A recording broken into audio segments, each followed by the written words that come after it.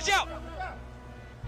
Holy America, 66 vehicular attacks on ICE agents in 2025. Only 2 in 2024. That is a 3,200% increase in illegal aliens using cars as weapons against federal law enforcement in just 1 year. The migrant from Cuba allegedly used his car as a weapon, ramming 2 ICE vehicles during a confrontation. Sanctuary politicians who compare ICE to Nazis just gave criminals the green light to turn their Silverados into battering rams. Jerson Lopez-Sanchez indicted on federal charges after allegedly ramming into multiple vehicles carrying ICE officers. And he's still on the run. If you do felonious assaults with 2-ton weapons, expect to be shot. ICE agents are facing an 8,000% increase in death threats, their home addresses doxxed, bounties on their heads, and sanctuary city mayors defending the attackers. And now senators are introducing legislation to double the prison time from 20 to 40 years.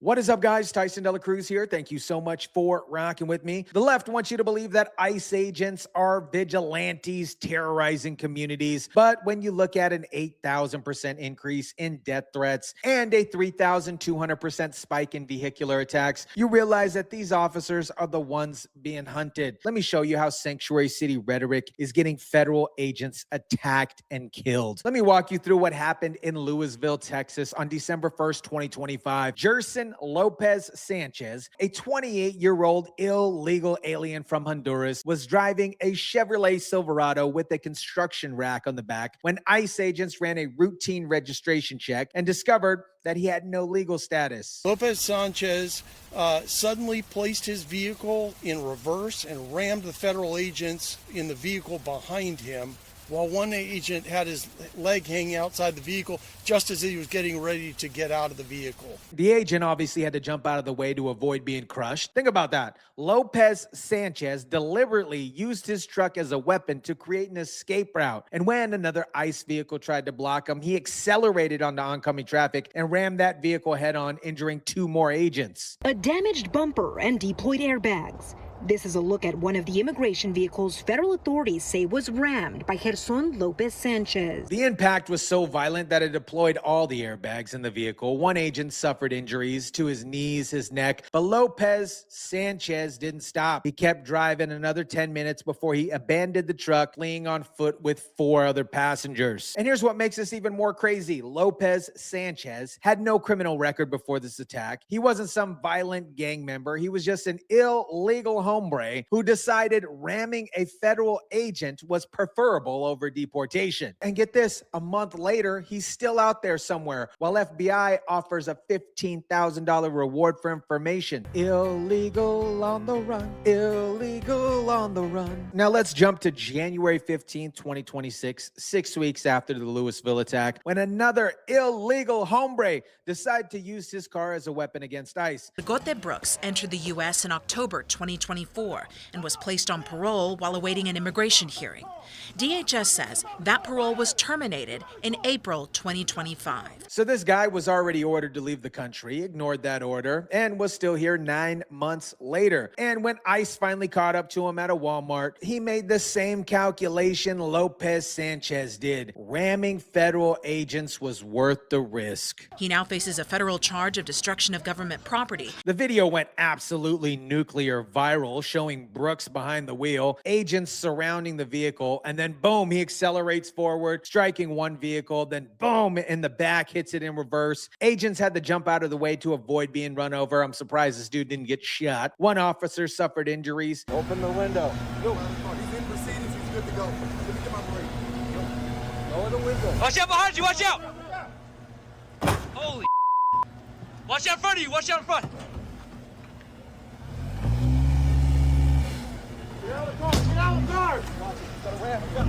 Obviously, when you listen to the audio, you can hear the panic in these agents' voices, and they really showed some restraint here by not blasting this fool. These are federal agents who were trained for dangerous situations. And even though this might be a terrifying situation because there's a 2-ton vehicle about to run them over, they showed some restraint. And here's what makes this case particularly revealing. DHS said ICE agents nationwide are seeing a sharp rise in vehicle-related attacks. This is a national pattern of illegal aliens and their supporters using cars as weapons because sanctuary politicians have convinced them that there won't be any consequences. Now let's talk about why this is happening. DHS officials aren't mincing any words about this. They're directly blaming the 3,200% increase in vehicular attacks on sanctuary politicians who compare ICE to Nazis and Gestapos. When you tell people that federal immigration enforcement is the equivalent to the Holocaust, you're giving them moral brainwash permission to resist any means necessary. And obviously, we remember Timmy Tampon Walls calling ICE the Gestapo. Remember Minneapolis Mayor Jacob Somalian Frey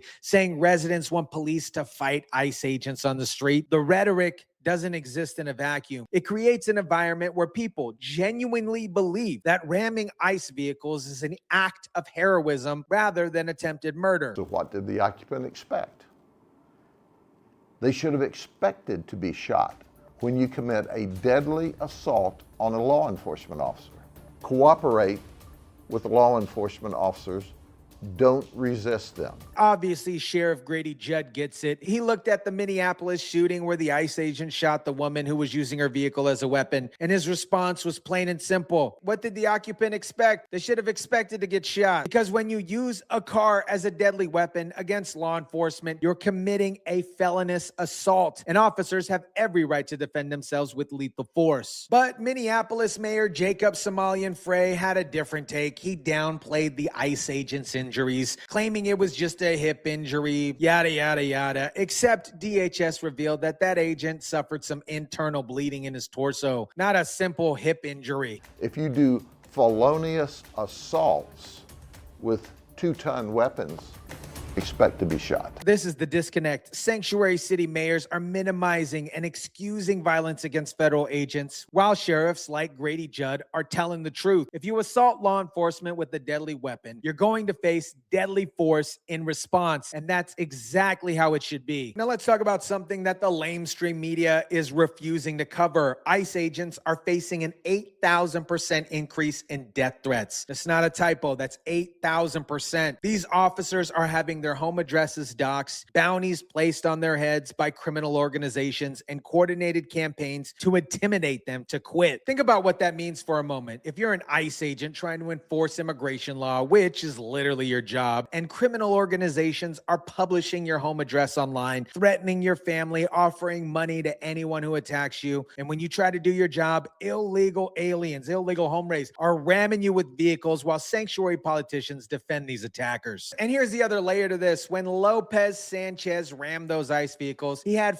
4 other passengers in his truck. All 5 fled on foot. 3 were caught and detained, but federal officials wouldn't say who they are or what's happening with them. Were they also illegal hombres? Were they part of a smuggling operation? Are they witnesses that could testify against Lopez-Sanchez? We don't quite know yet because the feds are keeping quiet, but we do know that Lopez-Sanchez is still out there. The FBI is offering $15,000 for information leading to his arrest. Meanwhile, ICE agents are out there every day going to work, knowing that potentially the next traffic stop could turn into a vehicular assault. Now, let me quickly tell you about the ICE Protection Act, which would double maximum sentence for assaulting law enforcement officers with a deadly weapon from 20 to 40 years. Right now, if you ram an ICE vehicle and injure an ICE agent, you're facing up to 20 years. But with the new law, it jumps up to 40 years. That is a life-altering consequence that will actually make criminals think twice before using their cars as weapons. This is an active fugitive investigation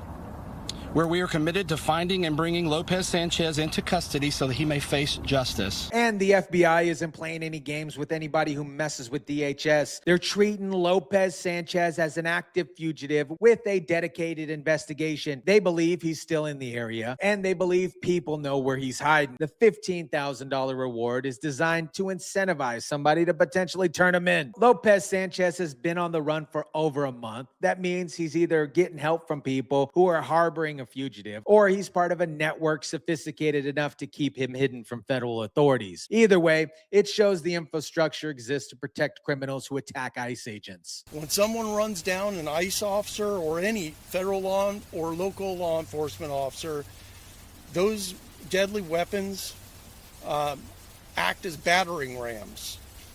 And it is a violent attack, and it will not be tolerated. The U.S. Attorney of Eastern District of Texas made it clear vehicles in the hands of people who intend to obstruct law enforcement are deadly weapons. And when somebody uses a deadly weapon against federal agents, it is a violent attack that will not be tolerated. That's the standard. That's what law enforcement looks like. America, the 3,200% increase on vehicular attacks against ICE agents isn't happening in a vacuum. It's a direct result of sanctuary city politicians comparing federal immigration enforcement to the Gestapo and giving criminals moral permission to resist by any means necessary. Jerson Lopez-Sanchez is still on the run after ramming 3 ICE vehicles and injuring 3 agents. Robyn Brooks weaponized his car in a San Antonio Walmart. And across the country, ICE agents are facing an 8,000% increase in death threats, doxing, and bounties on their head while just trying to do their job. Sheriff Grady Judd said it best: if you assault law enforcement with a deadly weapon, expect to be shot. The ICE Protection Act will double the maximum sentence to 40 years, and the FBI is hunting Lopez-Sanchez with a $15,000 bounty. The sanctuary city experiment has failed, the rhetoric has turned deadly, and ICE agents are paying the price with their blood. Let me know what you think about this. Drop it down in the comment section down below. Smash the like button if you kindly would. Share, subscribe, and as always, guys, I'll catch you on the next one.